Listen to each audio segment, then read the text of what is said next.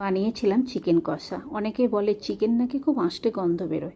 এইভাবে একবার চিকেন বানিয়ে দেখতে পারো, এক ফোঁটা আষ্টে গন্ধ বেরোবে না, একটু চিবড়ে থাকবে না। প্রথমে চিকেনটাকে না লেবু আর ভিনেগারে ভিজিয়ে রাখবো। একটা গোটা পাতি লেবু আর হাফ চামচ ভিনেগার দিয়ে জলে 10 থেকে 15 মিনিট ভিজিয়ে রেখে ভালো করে ধুয়ে এবার ম্যারিনেটের জন্য টক দই, আদা রসুন বাটা, হলুদ গুঁড়ো, লঙ্কা গুঁড়ো, এবার পরিমাণ মতো নুন দিয়ে বেশ খানিকক্ষণ মেখে রেখে দেবো। প্রায় 1.5 ঘন্টার জন্য মেখে রেখেছিলাম।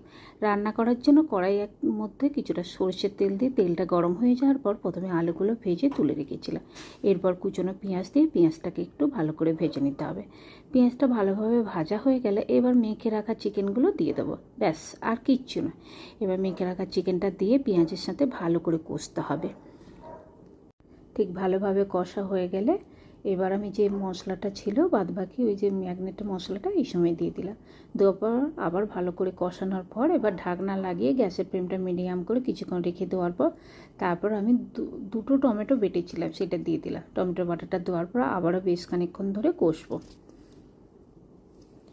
কষানো হয়ে এলে এবার পরিমাণ মতন চিনি দিয়ে দিলাম আর একটু গরম মশলার গুঁড়ো। এই কষার সময় গরম মশলার গুঁড়ো দিলে না চিকেনের আঁশটে গন্ধটা একদম চলে যায়।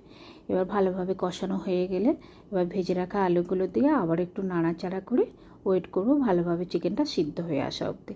গ্যাসের ফ্লেমটা একদম মিডিয়াম করে তারপরে রেখে দিয়েছিলাম ঢাকনা দিয়ে বেশ খানিকক্ষণ। ঢাকনা খুলে যখন দেখলাম আলু আর চিকেন ভালোভাবে সিদ্ধ হয়ে গেছে, দুপুরবেলা গরম ভাতের সাথে এই রকম চিকেন কষা আলু দিয়ে একবার বানিয়ে খেয়ে দেখতে পারো।